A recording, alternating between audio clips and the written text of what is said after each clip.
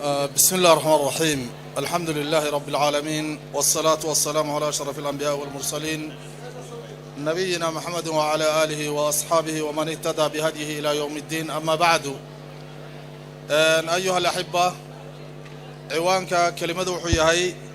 صلاح الأمة بصلاح القيادة. أمدا سوبنان تيدا إيوانا قيدو وحو كحرن يهي هقانك أمدا وناقيسو كحرن يهي. haddii hoggaanku uu wanaagsanaado ummaddii iyo bulshadiina way wanaagsananaysaa. hadduu laakiin hoggaanku xumaado bulshadu inta badan waxay daba gashaa hoggaanka iyo maamulka kulba jiray raacdaa. sidaa darteed ciwaanka waxaan u doortay wadciga iyo xaaladda aan ku jiro yaa wuxuu keenayaa in mawaadiicda noocan ah laga hadlo. idan hoggaan maxaa la yidhaahdaa? hoggaan waxaa la yidhaahdaa laba qaybood markii loo kala qaado, hoggaamiye iyo hoggaan. hoggaanna waa nidaam lagu dhaqmo la raaco, hoggaamiyana waa ruuxa dadka ku hagaya wixii uu nidaamkaasi ka turjumaya oo ah ashkhaasta iyo bulshada qaybaheeda kala duwan inuu ruuxa hoggaamihii ku wajaho uu ku aadiyo isaga oo la tashanaya bulshadiisa iyo dadka munaasabka ah inay gaadhaan ujeediyo yool ay rabaan inay xaqiijiyaan. idan hoggaamiyaha aan u baahannahay ee maanta bulshadeennu u baahan tahay waa noocee? qodob baan si kooban ugu dul istaagi doonaa. qodobka koowaad waxaa weeyaan hoggaamiyahaan u baahannahay waa inuu yahay hoggaamiye muslim ah. muslim magaciisa ruux wata keliya ma ahee waa inuu yahay muslim ku toosan hadyiga iyo hanuunka islaamku uu la yimid. waa inuu afcaashiisa iyo aqwaashiisa wuxuu samaynayo iyo wuxuu odhanaya intaba waa inuu ka shidaal qaato shayga ilaahay ugu talagalay kownkan in lagu maamulo oo ah kitaabka rabbi iyo sunnada nebiga sala allahu calayhi waalihi wasalam iyo fahamkii ummaddii wanaagsanayd ee kitaabkan iyo sunnada ka tarjumay. dadkana inuu hoggaamiyahaasi ku xukumo laa ilaaha ila allah iyo waxay keensanayso, leanna kelimadaasaa kownka loo abuuray, ummaddu ay ku qaybsantay, naar iyo janno loo abuuray. hoggaamiyaha muslimkii waa inuu noqdo ruuxu isagu hal abuurka iyo ummadda meesha loo hagayo hoggaankeeda hayo oon dad kale aysan u yeedhinin oo dad kale aysan wax ku shubanin. waa inuu isagu la yimaado wixii diinta uu u gargaari lahaa, bulshadiisa wuxuu u gargaari lahaa. waa inuu leeyahay himma gaadhsiisan meel la gaadho meesha ugu sarraysa iyo go'aan abuuraya oo samaynaya inuu ruuxu diido wax kasta oo ummadda dullinimo ku keenaysa, una dhaqaaqo wax kasta oo ummadda cisigeeda iyo sharafteeda ka shaqaynaysa, iyo geesinimo ku dhisan xikmad oo taariikhdu ay qorto. waa inuu hoggaamiyuhu leeyahay.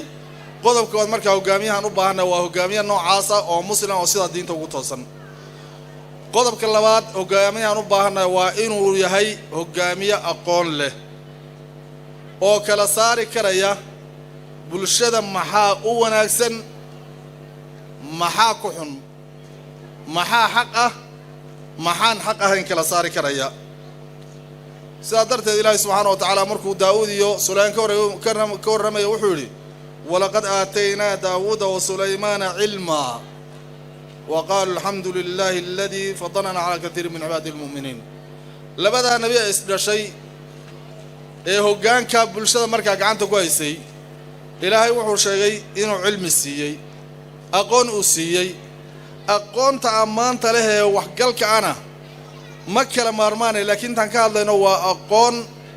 ummaddan maslaxadeeda adduun iyo teeda aakhiraba ku hagaysa. waa inuu ruuxaasi leeyahay. aqoontaasna asal waxa u ah waa diinta islaamka. reer bani israa'iil marka ay nebigoodii ka dalbadeen inuu nin boqora uu u keeno oo hoggaamiyo jihaad ku hoggaamiya, ilaahay subxaana wa tacaala isagaa u doortay shaqsigii reer bani israa'iil hoggaamin lahaa إلهي باو دورتي إنه دورتنا ويكون قصبين إنه روح أي رعان معقولي قال إن الله اصطفاه عليكم وزاده بسطة في العلم والجسم والله يؤتي ملكه من يشاء والله واسع عليم إلهي وحوري وحاو إلهي ودورتي هجان كينا ننكا طالوت ليلادو صفاتك إيا تلمامها وهجان إنه نقضوكم متنا وحويا هدجات بعض صعطان وانيشكي سوستو أول له أو عن ضعيف أهين إلهي وحو كلوسيي علمي بلارن أو كو قران كرايو ومدن ميرشو كو هاقايو بسطة من العلم والجسم ريب بنو إسرائيل أرنتاس ويعو النبي ويدي ويكاقايو بين وينكبي يديدين أو واحدهن أنا يكون له الملك ونحن أحق بالملك صدح إلينا سبب ودقنا وحويا كو نينكن طالوت ليلادو كما soo jeedo qoladii hogaankii boqornimada haysatay mulugti kama soo jeedo laba guri nabi ambiyadiina gurigeedu kama soo jeedo abtir am nabi magalo saddex de ninkani xoolo wax ku dhaqaashiya male oo hogaankan iyo maamulka loo dhibay xoolo in lagu kabay ahayde xoolo male idan intaas oo dhan ictibaar male ruuxii laba quwa haduu leeyahay quwadii jidhka ee uu wax ku qaban lahaa iyo quwadii aqooneed uu waxan uu ku hagi lahaa inta looga baahan yahay waa intaas idan hogaamiyaasha ummadda maanta hortaagan intooda badan aqoon si kula lahaadaan ama aqoon maadi lahaadaan laakiin waxay ka maran yihiin tamaaman aqoontii ummaddan wax u tari lahayd ay ku hogaamin lahaayeen bay ka maran yihiin qodobka saddexaad waxa weeyaan ruuxa hogaamiyaha ummadda u noqonaya maanta inaan hogaamiyo inoo aan rabno waa inuu yahay ruux aqligiisu dhisan yahay fahamkiisu uu sareeyo oo kala garanaya aqligiisa ku kala sooci karaya yaa cadow ku ah yaa naasix ku ah waa inuu fahmi karayo xaggee dabin lagaaga dhigaya oo inaad ku dhacdo iska ilaalisa حاجين ده من اللي قاعد جايين الأمة الإسلامية مركان سوق قادنا ضد كأنتوا ضبطن هجانك وهايا وضد أبورن أو أبورن لبش يمدون إن لقدنا السنة يو أو أمدا أي كودنا السنة يان أو أي دنتوا ذكوا جاريان استغنى دين عيار وكسو قالوا استغنى دنا السنة يو أو بالشدي أن لو دنينين صدرت سومالي واحد هان صدح روح حجان لو مديتو أرورصده أرصده يكو أمر تغليه روح هادي وأمده هنتي ذي أرورصنا يسليه ما أنت بعد فرصة يستطيع كجعان قفصو وواحد أنت بدن بالشدين الصوماليات هيستأ ودكسون تين يسووا كبلا أنتم مسؤوليات قبتو ما المكدب إنه النقطة روح ضدك أجو بلدان قرحسن وقاري قرحسن وقدر قرحسن waxa uu ku keenana ma aha dhidkiisa waa wixii loo dhibto uu urursaday aarsada inuu san ruux noqon ruux umada hoggaanka u qabanayo hebel baa sidaas sameeyay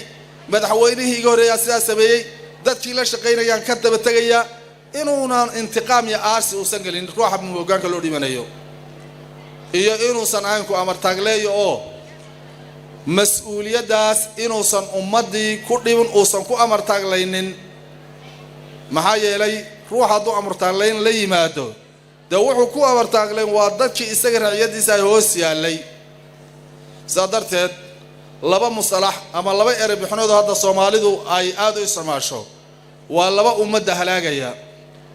looma dhani iyo looma joojinayo yacni wax kasta oo la soo qaado waa looma dhanno kii ka soo horjeedana wuxuu leeyahay looma joojinayo labadaas iska hortimid looma dhanna iyo looma joojinayo ummadii masiirkeedii iyo socodkeeda oo dhan waxa lagu soo afjaray looma dhanna iyo looma joojinayo idan hogaamiyaha sifada saddexaad uga baahanay waxa weeyaan inuu ruux fahan leeyahay garashana leeyahay godka uu ku dhacayo loo qoday loo sansaabana uu garan karayo meesha uu ku badbaadayana uu karanayo إلهي سادرت وعلي ففهمناها سليمان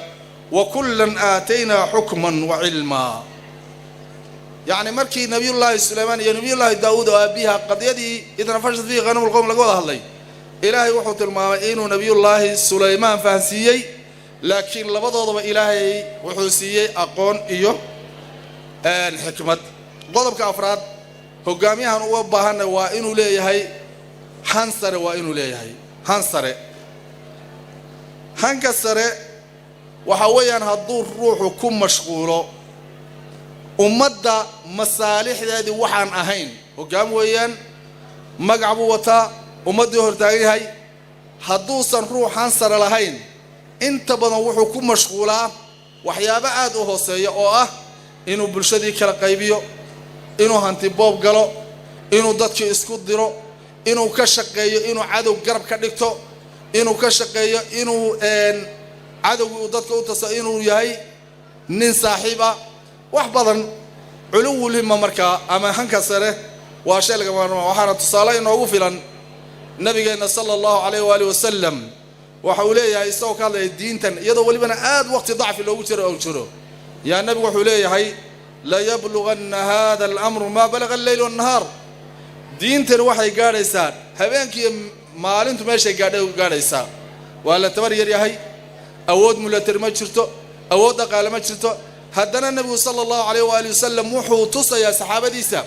الدون كانوا رن ميلا يقرحون ميلا كسب حضبا إنو الدين كان يقالي دونه مركزان نبي حزوري هاي ولا يترك الله بيت مدر ولا وبر إلا أدخله الله هذا الدين كما تجي إلهي سبحانه وتعالى إلى الدين ترجشوا قري كستو مقالة يتولك يلا يقري كستو بعدك يلا إن الدين تنقادوا يجشوا بعز عزيز أو بذل دليل عزا يعز الله به الإسلام وذلا يذل الله به الكفر يعني إلهي سبحانه وتعالى الدين تن عزي يا شرف ملك سكوارس أو كعزين يضدك أهل الإسلام كأه عزي يا شرفته الشيخ الله شلا وكالله دكتور علي نواكا وهذن مركز الدين تن إلهي سبحانه وتعالى ضد كذا أو كعزين ضد كوري ما دنا إلهي وذلين إذن علو لما النبي وهالكات يقولوا الدين ترى الدون كordam بيجاريسا وهنسره إن هذا مركز ترى هذا مثلا حدان صومالي أهي on dadka xukumo on madaxweyne ahay Soomaalida Afrika oo dhan ba hoos imanaysa dhaqaale ahaan sanca ahaan iyo farsamo ahaan military ahaan laakiin ruuxii sida uu fikir lahaa ee aqliyada qaadan lahaa tolow ma nool yahay ma dhashay ma dhintay waa arrin isweydiin leh dabcan hooyooyinka raximkoodu kama caajizin inay dhalaan rag wax bedela لكن نصيب وناك أنا راه نصيب دري أنا دهنه حتى الآن وحال بادي جوبيا أمدن روحي ماشان دلدا قارت هذا سكو دجن كسر صار لحد بات هذا أو بناك أو بحن لها وحد قالوا قرنا النبي صلى الله عليه وآله وسلم يوم الأحزاب تقال كأحزاب غزوة الأحزاب يضع حالة أدق لبوشرو يا مركز الصحابة نجح هذا كوري ما النبي ويرين صلى الله عليه وآله وسلم نبي أنتوا دبها قاطور نجح كله فن مركز نجح استحملون بال باتشوي نجح حليه مركز نجح شبوه الله كقعه الله أكبر أعطيت مفاتيح الشام والله إني لأبصر قصورها الحمر نبي إلهي بويني الله أكبر إلهي بوين وحال إسيي بولاي هي فرياشي شام والله بان كنت أرتي وحان أركاوي لي ساره دي قدودنا بان أركا أوغو إسوار بان لغا هيا دينا أول بان نبي لغا تاغي هي أو عادة ودن باسو بايسا طبان كنو عيدنا أو قدا كوي كولا نولا يهود منافقين يوكو كسو دولي يا هريريي أو دينا أول بان لغا تاغي هي إلى إله كعبر وزلزلوا زلزالا شديدا halkaas ay gaareen yaani aad loo gilgilay isada xaalad saatay oo la gaajaysan yahay oo beerka dhulka lagu wadayo ya nabi waxa uu leeyahay Allahu akbar u'diitu mafatih ash-sham wa hansare wa ficlan wayna gaadhay waqtigeedii saddexdii mar uu nabigu ku dhuftay dubaha dhagaxaba صدح دي شير بقول الله أكبر أعطيت مفاتيح فارس وأظن ما أنت جل هذا الله أكبر أعطيت مفاتيح الولايات المتحدة والله وحال إسي مفرياشي مريكن كان لإيدي بي نين آدو كريسان كرام ماله مريكن ما ذاق قفسان كرام ما شاسو كلي مالين تاتاقنايين لكن هنك السري إيا وحكو مغضا وحكو دي رجلنا يا إن هذا ما يلصق كدعين لكن هقامياشي إنه وحويا وحي وكلا دولان دولان oo habeenaya maalinba ku sii socdaan cadow dhow iyo cadow dheer intaba oo ay kala tashanayaan dalkoodii dadkoodii diintoodii danahooda ay kala tashanayaan cadowgaagu markaa muxuu ku siin ninkii dhurwaa ari u dirsada oo ila ariga ii ilaali muxuu ku sameyn ariga uu ka cuni uu ka baabeen waa sidaas oo ninkii cadowgiisa tala weydiista كل بقد بوقدي مركز تحدث النبي صلى الله عليه وآله وسلم وعولي الله أكبر أعطيت مفاتيح اليمن ولا فرياش اليمن بل يوسف رجال السيئي والله وحن أركاب الباب دي سنعان أركاب ماشان أنتاجنا نكواركا إذن هجامية هم ضوائنه آدهن كيس أسر ريو أو إلى شنطن سريع صوص على أمده هدان هجامية مدحوينه النقضة شنطة سنة أمده وإني قاعدة ماشاس قدر كي أفريد وحويا أو هجامية اللوجة بهاي هي الشورى وذا تشجع شيء اللي هذا وذا تشجع وحويا وشيء إسلامكو أسليي ودين ده كوسا أرورتي وحلالات تشنا يا وادتك خبرة له أقوم له دنت أمدا كفكريا كو عادي دنت أوفينا يا معها كو عادي سلام تكورنا يا معها يسمن معها وانن رأي جيسة سوتش دينيا أو سيدا يقولون مقطع سوتش دينيا إذا روحه جاميها أمدا ارتجن وإنه ليه هي قاعنا إنه رجيس يدكيس أولا تشرو سي ثلاثة وناكسن ومدة حق الكوا مصلحة أنا حقيقتنا إسا لو قارو ده آيات القرآن كانوا يكسروا أورين واتقرن إنسان إلى وحليه وشاورهم في الأمر يعني مركي القصة هذين بدن فبما رحمة الله لنت لهم ولو كنت فظا غليظ القلب لم فضوا من حولك فاعف عنهم وشاورهم في الأمر النبي محمد صلى الله عليه وسلم حدو بن آدم كمال أوليه النبي محمد بقى كمال بن آدم قاري مع ذلك وحل ليه هي وشاورهم في الأمر ذاتك وحقلك عقل قاله لا تشو وأمرهم شورى بينهم يعني علماء وحي ليهين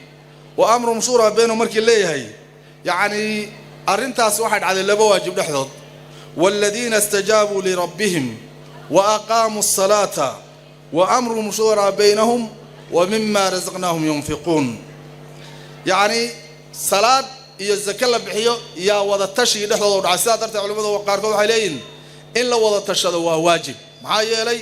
حدي ثلاثة هذا لك لين قنن وضدك الله تشطه وما دوت بدبادين النبي قلنا سي عملي وعد وأرنتا رقم كده أفليه تصارنا وحقوق فلان النبي صلى الله عليه وآله وسلم maalintii khadnaq taladii la galay Salman al-Faris baa wuxuu keenay godkan in la qodo maalintii Badar markii nabigu meel uu dagay Xubaab ibn Mundir yaa wuxuu rasuulullah meeshan ma wax baad ku dagtay mise taatika military weeyaan ma wax kuma dagin buuri wuxuu rasuulullah meeshan naga raro meesha ceelka ay nadaji maalintii sulhul Hudaybiyah markay saxaabadu inay xiirtaan ay diideen nabigu Salama u soo galay talay siisay تلاذي النبي قاتل صلى الله عليه وآله وسلم مركي دمنا الصحابة تلاذي بكراعين إذن روحه وقاميها وأين سنكري تلس أهين لبط صلاة ننسيو فرعونيو ملكة السبع مركي ورقد أوتمد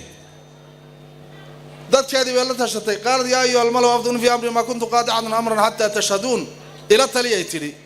لا تشجع عدد كذا لا تشتان وحي كنتي إلى قال المدينة كبحضو ومد دينا أود كحوك بدن وكسو وجند أي كبد بعد السوء ويبد بعد السيدات كذي فرعون ومحوري وحولي ما أري إني وحد نكون قامنا إلا ما وما أهديكم إلا سبيل الرشاد يا ما أريكم إلا ما أرى وما أهديكم إلا سبيل الرشاد يعني كل جيوا قانك قاتي أنا بوضع في يعني إذا كنت سنيا كدم لوحة كدم بيجي إن فرعون يقوم كيسوي الهلاك إذن كل جي تلسكو أمدي سوى هلاك أمدي سرقد درب كردا وعن من دوي خذي